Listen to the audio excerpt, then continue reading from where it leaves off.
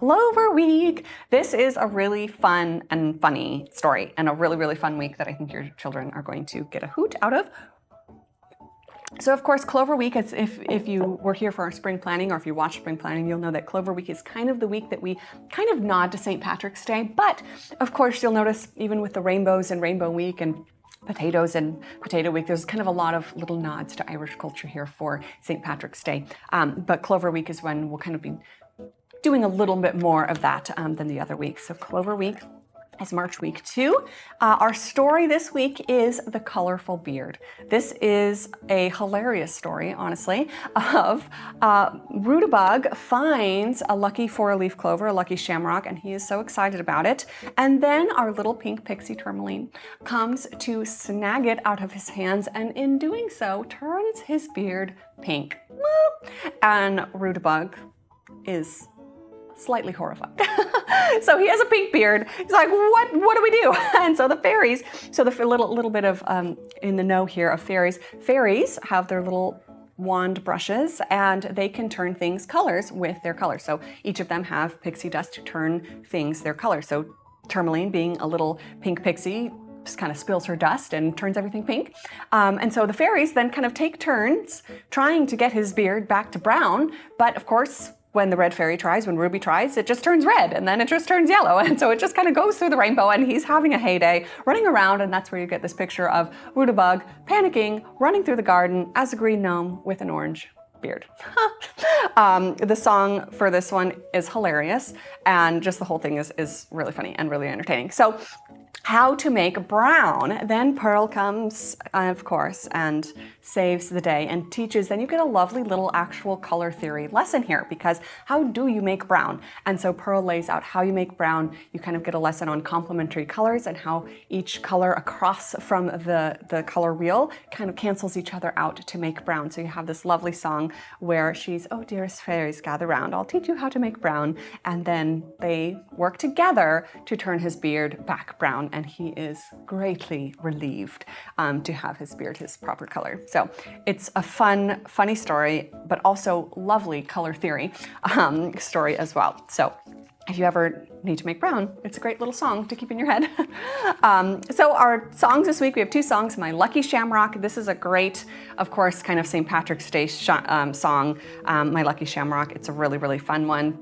And then My Beard is Brown, hilarious, but also great color theory lesson as well. I love to sing the fairy part of this. If you listen to the song on the album, you'll hear Rudabug's voice and Pearl's voice, Stanton and Catherine. And then of course in the audiobook, you'll hear Rudabug and Pearl as well. So that'll be a really fun one.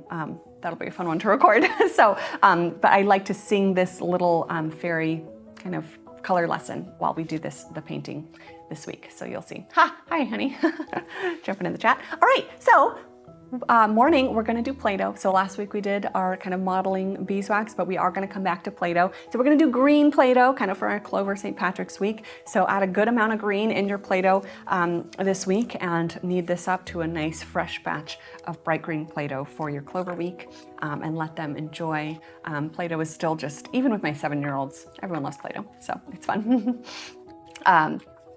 Then we have towel folding. I do always love to get some very simple life skill lessons into each season of curriculum. So this of course isn't super themed, but it is just a good reminder, because don't we all know that the towels don't fold themselves, and week after week we must come back to fold them.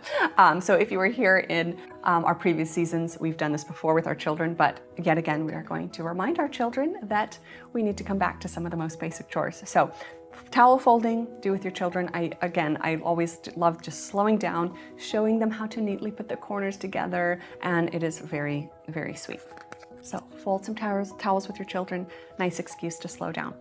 Then day 2, our morning activity, again, kind of when we do our crafts, we are going to do these lovely little Clover garlands, and I'm actually going to show you right now a little bit of a tutorial so you can see how these come together. All right, I'm gonna scooch this up. So your first step to make this Clover garland is to get some green felt, and you are going to cut out this shape. You can do this however you'd like. If you'd like to do this kind of in bulk by folding up squares, and then you can fold and round the corner. I might switch to top down so you can see a little better. So we have this little shape, just square at the bottom and 2 little humps. So as you're cutting, again, you can find the way if you want to. I do have some tips here on how to do this kind of in bulk, but really all you need to do is get a square, fold in half, and cut that top here.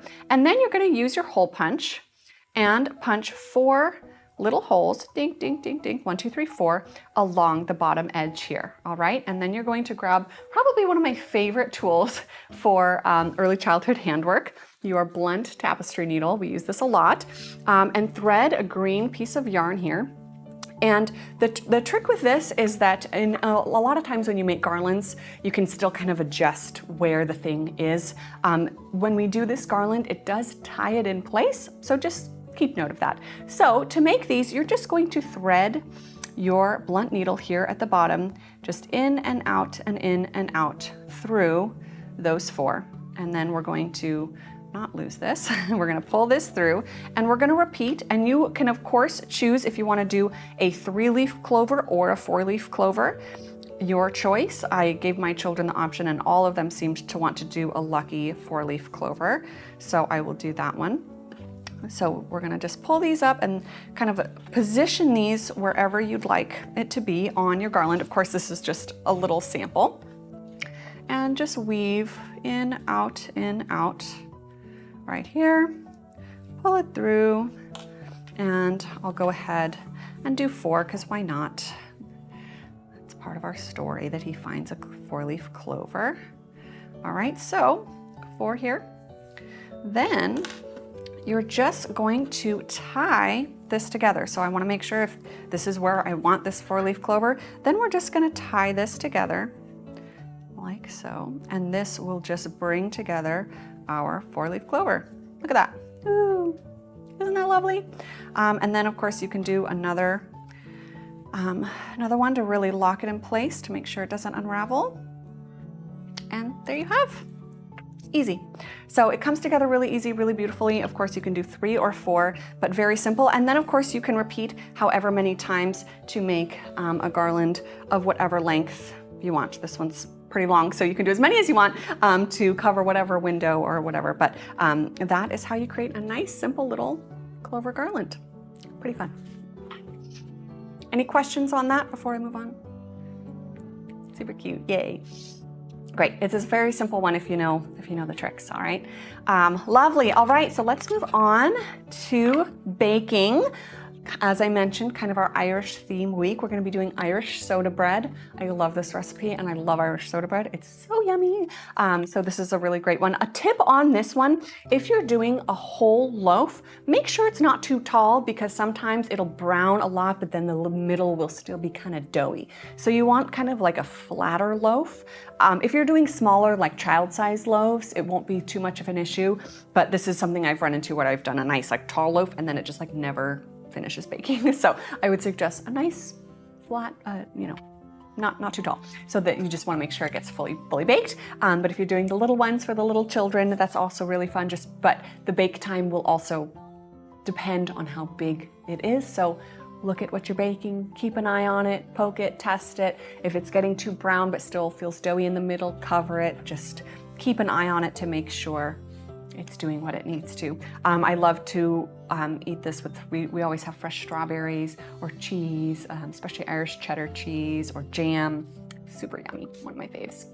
All right, then our painting day, we're gonna do a simple crayon morning. Again, if you've been here for our other seasons, this day, this kind of crayons in the morning is a nice way to end the week. So offer beeswax crayons, just let them free create, put out some drawing paper and let them create anything that they would like. And then our main lesson is color mixing. So in our previous week, Rainbow Week, we used all the colors of the rainbow to create the rainbow. This week, we are going to intentionally create brown. So get your colors and experiment with that. You can sing that little part of Pearl instructing the fairies, red with green, orange with blue, yellow with purple too, and mix those colors together, see what happens. Now you'll want these colors to be pretty nice and vibrant to really get a neutral color. If they're kind of diluted colors or not super vibrant, it might just look gray, but the point here is that these colors are kind of canceling each other out. So even if it makes gray, that's still technically correct because they kind of cancel. But you can see what happens, and you can see the different shades of that kind of neutral tone that each pair makes, and experiment and see, really get children noticing what happens when you put two different colors together. So it's a really fun experiment. Of course, these ones, the final product is going to be messy and, just a fun experiment to see what happens as we mix colors in every way possible. So fun little color theory.